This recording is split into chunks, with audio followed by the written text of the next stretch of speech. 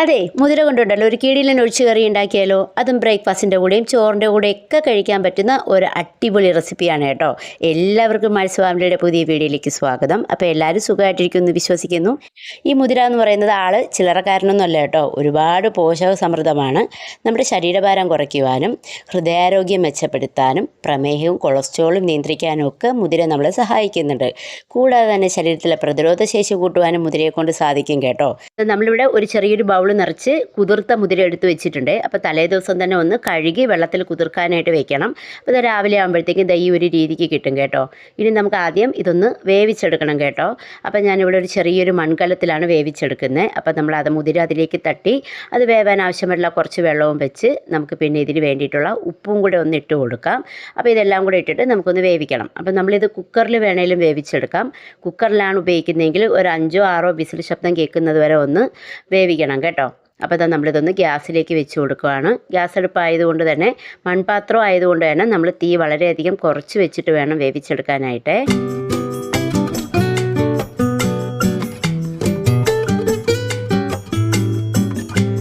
അങ്ങനെ കുറച്ച് കഴിഞ്ഞപ്പോഴത്തേക്കുണ്ടല്ലോ നല്ലോണം തിള വരാൻ തുടങ്ങിയിട്ടുണ്ട്. അപ്പം നമുക്കിതൊന്ന് തുറന്ന് നോക്കിയിട്ട് ഒന്ന് ഇളക്കി കൊടുക്കാം. ഇളക്കിയിട്ടൊന്ന് വെന്തോന്ന് ചെക്ക് ചെയ്യാം കേട്ടോ. അപ്പോൾ ഞാൻ നോക്കിയപ്പോഴത്തേക്കും ചെറിയ രീതിക്കൊക്കെ വെന്തിട്ടുണ്ട്. എന്നാലും ഇത്തുകൂടെ ഒന്ന് വെന്ത് വരണം. അപ്പോൾ അതുകൊണ്ട് നമുക്ക് ഒന്നുകൂടെ ഒന്ന് അടച്ച് വെച്ച് വേവിക്കാം.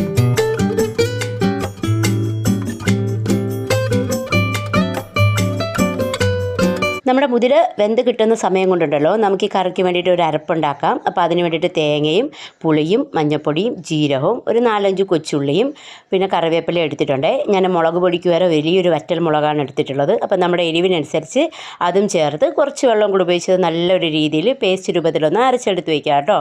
ഈ സമയം കൊണ്ടുണ്ടല്ലോ നമ്മുടെ മുതിര ഒന്നുകൂടെ നല്ല രീതിക്കൊന്ന് വെന്ത് വന്നിട്ടുണ്ട്. അപ്പം നമുക്കൊന്ന് ഇളക്കിയൊക്കെ നോക്കാം. അപ്പം നോക്കിയപ്പോഴത്തേക്കും കുഴപ്പമില്ല, ആവശ്യത്തിന് വെന്തിട്ടുണ്ട്. അപ്പം നമുക്കുണ്ടല്ലോ ഇനി അടുത്തത് ഇതിൽ കുറച്ച് 2 സ്പൂണോളം മുതിര നമുക്കൊന്ന് ചൂട് മാറാനായിട്ട് ഇതുപോലെ ഒരു ചെറിയൊരു ബൗളിലേക്ക് മാറ്റി വയ്ക്കാം കേട്ടോ. അപ്പോൾ ഇത് തണുത്തതിന് ശേഷം നമുക്ക് മിക്സിയുടെ ജാറിലേക്ക് കുറച്ച് വെള്ളവും കൂടെ ഉപയോഗിച്ച് ഒന്നുകിൽ നമ്മൾ ആ വേവിച്ച വെള്ളം തന്നെ അല്ലെങ്കിൽ കുറച്ചല്ലാത്ത വെള്ളവും കൂടെ ഉപയോഗിച്ച് നല്ല രീതിക്ക് പേസ്റ്റ് പരുവത്തിലൊന്ന് അരച്ചെടുക്കണം. ഇനിയുണ്ടല്ലോ ഞാനൊരു ചെറിയൊരു മൺചട്ടി വെച്ച് കൊടുക്കുന്നുണ്ട്. നമ്മുടെ കലം ചെറുതായതുകൊണ്ട് തന്നെ അതിൽ അരപ്പും എല്ലാം കൂടിയിട്ട് ഇളക്കുമ്പോൾ സ്ഥലം കുറഞ്ഞു വരും. അപ്പോൾ അതുകൊണ്ട് നമ്മൾ വേവിച്ച് വെച്ചിരിക്കുന്ന മുതിരയും വെള്ളവും എല്ലാം ഈ മൺചട്ടിയിലോട്ടിട്ട് ഒന്ന് ജസ്റ്റ് ഒന്ന് ഇളക്കി കൊടുത്തതിന് ശേഷം ഉണ്ടല്ലോ നമ്മൾ നേരത്തെ അരച്ച് മാറ്റി വെച്ചിരിക്കുന്ന മുതിരയുടെ പേസ്റ്റും കൂടി ഇതിലേക്ക് ഇട്ട് കൊടുക്കണം. അപ്പോൾ ഇങ്ങനെ ഇതും കൂടി ഇട്ട് കൊടുക്കുമ്പോൾ ഉണ്ടല്ലോ നമ്മുടെ കറിക്ക് നല്ലൊരു കൊഴുപ്പ് കിട്ടാൻ വേണ്ടിയിട്ടാണ് ഇങ്ങനെ അരച്ച് ചേർക്കുന്നത്. അപ്പോൾ അത് കഴിഞ്ഞിട്ട് നമുക്കിതിലേക്ക് നമ്മൾ അരച്ച് വെച്ചിരിക്കുന്ന അരപ്പ് കൂടെ ഇട്ട് നല്ലോണം ഒന്ന് ഇളക്കി കൊടുക്കാം. അപ്പോൾ നമുക്ക് ഇനി ഇതിൽ ആവശ്യത്തിനുള്ള ഉപ്പ് ഇട്ട് കൊടുക്കാം കേട്ടോ.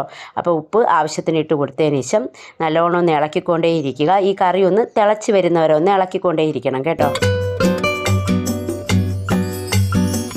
അത് നമ്മുടെ കറി ഉണ്ടല്ലോ നല്ലോണം ഒന്ന് തിളച്ച് വന്നപ്പോഴത്തേക്ക് അത്യാവശ്യം ഒന്ന് കുറുകി റെഡി ആയിട്ടുണ്ട്. ഇനി നമുക്കിതിലത്തേക്ക് വേണ്ടിയിട്ട് നല്ലൊരു താളിപ്പ് ഉണ്ടാക്കണം.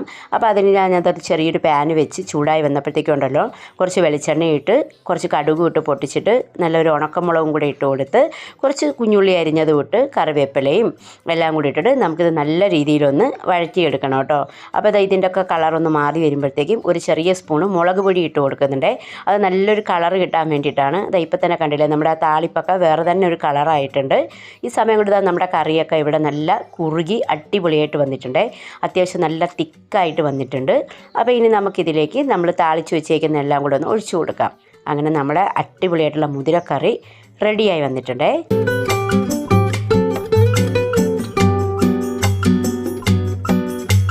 അപ്പോൾ നമുക്കിതൊന്ന് നല്ല രീതിക്കൊന്ന് മിക്സ് ചെയ്തെടുത്താലോ. അതായത് മിക്സ് ചെയ്യുമ്പോൾ ഉണ്ടല്ലോ നല്ല സ്മെല്ലും വരുന്നുണ്ട്. ആ കറിയുടെ കളറൊക്കെ നല്ല രീതിക്കൊന്ന് ചേഞ്ച് ആയിട്ടുണ്ട് കേട്ടോ. നമുക്കിത് ചോറിൻ്റെ കൂടെ മാത്രമല്ല കേട്ടോ, ഇഡ്ഡലിയുടെ കൂടെയായാലും പുട്ടിൻ്റെ കൂടെയായാലൊക്കെ നല്ല കിടിലൻ കോംബോയാണേ. അപ്പോൾ നിങ്ങൾ എന്തായാലും ഇതുപോലെ ഒന്ന് ട്രൈ ചെയ്തിട്ടില്ലെങ്കിലുണ്ടല്ലോ ഒന്ന് ഉറപ്പായിട്ടും ഒന്ന് ട്രൈ ചെയ്ത് നോക്കണം. നിങ്ങൾക്ക് ഉറപ്പായിട്ടും ഇഷ്ടപ്പെടും കേട്ടോ. അപ്പോൾ നമ്മളിത് ഇവിടെ ഒരു ചോറിൻ്റെ കൂടെ ഇതൊന്ന് ടേസ്റ്റ് ചെയ്യാൻ വേണ്ടി പോവുകയാണ്. ഇപ്പോൾ കണ്ടില്ലേ, ഇപ്പോൾ കറിയുടെ കളറൊക്കെ നല്ല മാറിയിട്ടുണ്ട്, നല്ല തിക്കായിട്ട് വന്നിട്ടുണ്ട്. നിങ്ങൾക്ക് ഇന്നത്തെ വീഡിയോ ഇഷ്ടപ്പെട്ടെന്ന് വിചാരിക്കുന്നു. വീഡിയോ ഇഷ്ടപ്പെട്ട എന്തായാലും ഒന്ന് ലൈക്ക് ചെയ്യാനും കമൻറ്റ് ചെയ്യാനും സബ്സ്ക്രൈബ് ചെയ്യാനും മറക്കരുത്. പിന്നെ ഷെയർ ചെയ്യാനും ഒന്ന് ഹൈപ്പൊക്കെ ചെയ്തേക്കണം കേട്ടോ. അപ്പോൾ നമുക്ക് അടുത്ത റെസിപ്പിയായിട്ട് വീണ്ടും കാണാം. അപ്പോൾ എല്ലാവർക്കും താങ്ക് യു.